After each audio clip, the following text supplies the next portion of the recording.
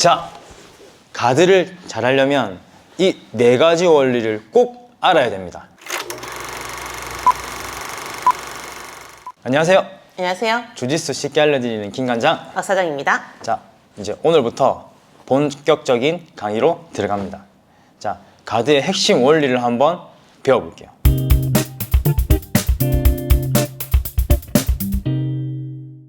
가드 포지션에는 두 가지가 있습니다. 이렇게 앉아서 가드를 하는 거, 그 다음에 완전히 등을 대고 누워서 하는 가드가 있습니다.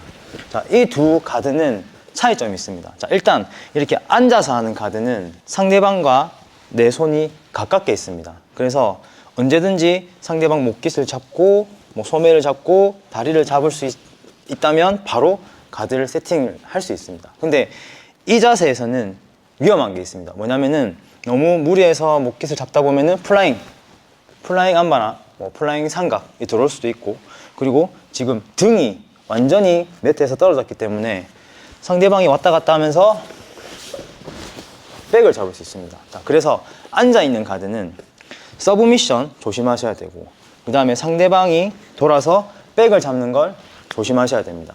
대신 조금 더 공격적으로 가드 세팅을 할 수 있다는 장점이 있습니다. 자, 반대로 누워있는 가드. 자, 누워있는 가드는 아예 등이 매트에 닿아있기 때문에 아까 전에 노출됐던 위험, 백은 상대적으로 잡기가 힘듭니다. 플라잉 한바나 플라잉 삼각 같은 갑작스러운 서브미션도 제 다리가 상대방 가슴 앞에 있기 때문에 그것도 방어를 할 수 있습니다. 대신 가드 패스에 위험이 있습니다. 자, 정리를 하면 이 가드에서는 가드 패스에 대한 걱정은 없지만 서브미션, 백, 여기서는 서브미션과 백의 위험은 없지만 패스에 위험이 있습니다. 그래서 이 두 가드의 성격을 이해를 하시고 플레이를 하셔야 됩니다.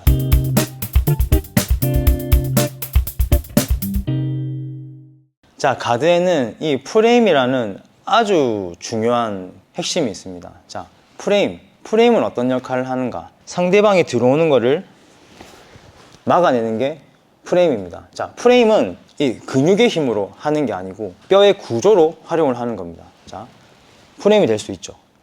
팔이 접혀 있다면 이건 프레임이 아닙니다. 프레임은 펴져서 근육의 힘이 들어가지 않고 이 뼈의 구조만으로 상대방을 막을 수 있어야 됩니다. 자, 이 프레임이 있고 팔꿈치 프레임이 있습니다. 자, 이렇게 긴 프레임과 짧은 프레임 차이가 뭐냐면, 긴 프레임은 상대방과 거리를 조금 많이 벌릴 수는 있지만 상대적으로 관절의 개수가 많으면 많을수록 프레임은 약해집니다. 반대로 짧은 프레임은 상대와 거리가 조금 더 좁혀지긴 했지만 상대적으로 굉장히 강력한 프레임을 만들 수 있습니다. 자, 우리가 젓가락 같은 거 두 개 붙였다. 그럼 이렇게 뭘 올려 세우려고 하면은 이 중간 관절에서 계속 꺾이거나 이런 좀 부하가 생길 수 있잖아요. 근데 그거를 하나를 떼고 하나만 딱 세운다. 그럼 굉장히 강력한 프레임이 만들어지죠. 마찬가지 다리 프레임도 마찬가지입니다. 일어나세요. 자, 요렇게 해서 눌러보세요. 요렇게 해서 이제 거리를 멀리 할 수는 있지만 이제 무릎에 약간은 이렇게 꺾이면서 부하가 오는 거죠. 근데 요거보다는 들어보세요. 요렇게 하는 프레임이 훨씬 더 강력합니다. 조금 공간은 좁혀지긴 했지만 이제 훨씬 더 강력한 프레임을 만들 수 있습니다. 그래서 이제 이 프레임에 대해서도 조금 이해를 하셔야 됩니다. 상대방이 들어왔을 때에 내가 세울 수 있는 프레임은 길지만 약하다, 짧지만 강하다. 저 같은 경우에는 이제 상대방이 갑자기 패스가 들어왔을 때는 이렇게 하다가 팔꿈치가 꺾이고 하는 위험이 조금 있기 때문에 상대방이 이쪽으로 패스를 들어왔을 때 저는 그냥 아예 들어보세요. 그냥 이렇게 팔꿈치로 막아버리는 스타일이거든요. 이게 더 훨씬 더 안전하고 강력하기 때문에. 자, 그래서 가드에서 중요한 핵심, 상대방이 들어올 때는 프레임으로 막아야 된다. 자, 그리고 프레임이 하나 더 있습니다. 자, 뭐냐면은, 자, 물론 이제 막는 게 가드긴 하지만 저도 공격을 해야 되잖아요. 공격을 할 때는 이 사람은 저한테 가까이 있어야 됩니다. 자, 근데 상대방이 그때 도망을 가겠죠. 자, 상대방 몸 뒤쪽에 프레임을 두는 겁니다. 이렇게 이제 훅이라고 하죠. 훅. 그래서 훅도 프레임의 개념입니다. 오는 거를 요걸로 막았다면 상대방이 뒤로 못 가는 걸 요걸로 막아놔야 됩니다. 마찬가지 일어나보세요. 다리도 훅. 상대방이 뒤로 가려고 하는 걸 막아야 됩니다. 이것도 훅. 뒤로 가는 걸 막아야 됩니다. 그죠? 근데 우리는 이제 녹이는 아니잖아요. 앉아주세요. 녹이는 아니잖아요. 녹이는 상대방을 잡을 게 없기 때문에 아예 상대방 그 신체로 프레임을 만들어야 됩니다. 자, 하지만 우리는 도복이 있기 때문에 도복, 목깃을 이렇게 잡음으로써 상대방이 뒤로 가는 거를 막는 프레임을 만들 수가 있죠. 그리고 소매도 마찬가지. 그냥 이렇게 잡으면은 프레임이 없죠. 그냥 미끄러지겠죠. 그래서 상대방 도복을 잡을 때는 말아서 내 손가락을 안으로 넣어서 이제 이렇게 프레임 만들어지도록. 바지깃도 마찬가지. 이렇게 말아서 상대방이 뒤로 빼려는 거를 이렇게 프레임으로 만드는 거죠. 그래서 제가 왜 이 설명을 드리냐면은 너무 그립에 의존을 한다. 그립은 상대방을 당기기 위한 그립입니다. 근데 만약에 상대방이 들어와서 내가 이제 디펜스를 해야 되는 상황이면은 이 그립은 아무 의미 없습니다. 이 그립은 놔야 됩니다. 바로 프레임으로 해야 되는데 이제 너무 그립에 의존하시는 분들이 실수하는 게 제가 프레임이 다 뚫렸는데도 계속 소매만 잡고 있는 거죠. 그래서 이제 프레임은 올 때 막는 거, 그 다음에 가는 걸 막는 프레임, 즉 그립 두 가지의 그 역할을 확실히 이해를 하시고 플레이를 하셔야 됩니다.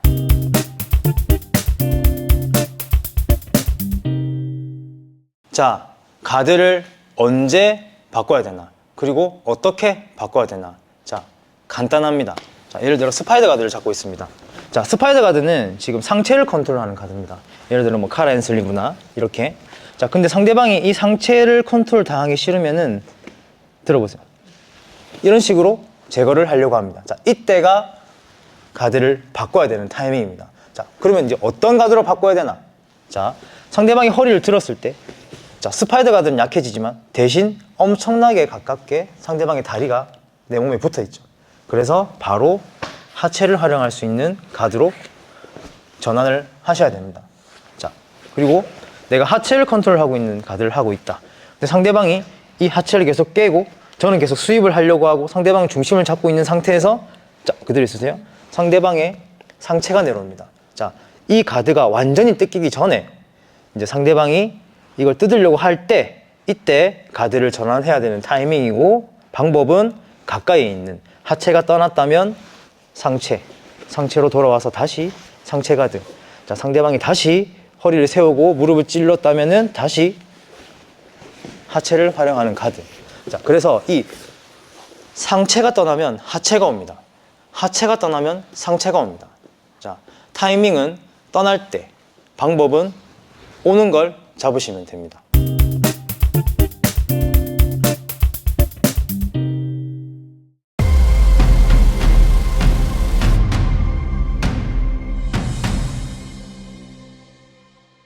자, 가드의 공격은 몇 가지가 있을까요?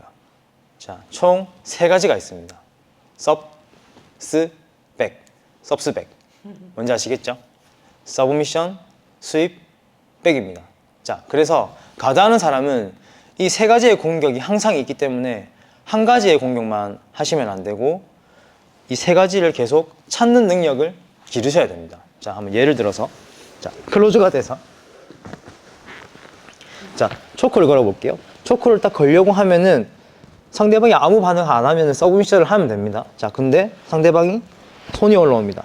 손이 모이죠. 자, 이때 이 손으로 초크가 안 돼. 그러면 초크만 계속 하려고 하지 말고 다음 길이 뭔지 일단 한 가지를 최선을 다하면 이 사람들은 그 한 가지를 최선을 다해 막습니다. 그러면 다른 길이 바로 열립니다.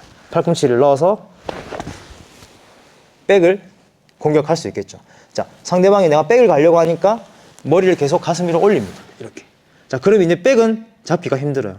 서브미션도 잡기 힘듭니다. 자, 이때 선택할 수 있는 거는 스윕입니다. 스윕으로 다른 길을 열어야 됩니다. 자, 그리고 뭐 김무라 같은 경우도 자, 서브미션을 시도를 합니다.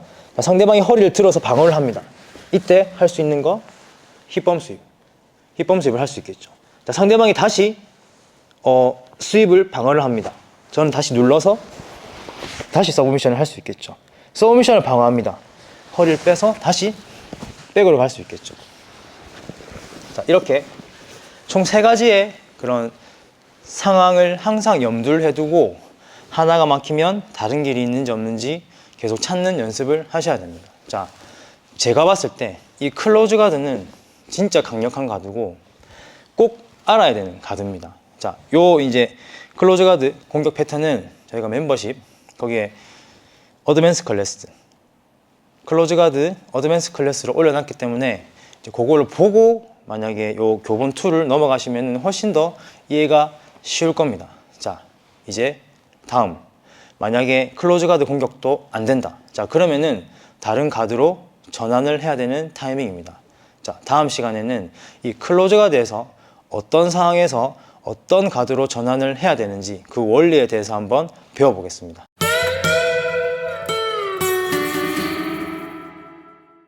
자, 배워봤습니다. 재밌죠? 네, 이제 다음 강의에서 다시 뵙겠습니다. 구독, 좋아요, 멤버십 알림 설정. 부탁드립니다. 네. 자, 구독, 좋아요는 필수입니다. 자, 저희가 이렇게 지금 시간이 밤 11시 30분입니다. 이렇게 촬영을 합니다. 저희는 바라는 건 네, 그런 걸로 힘을 얻습니다. 부탁드립니다. 네. 네.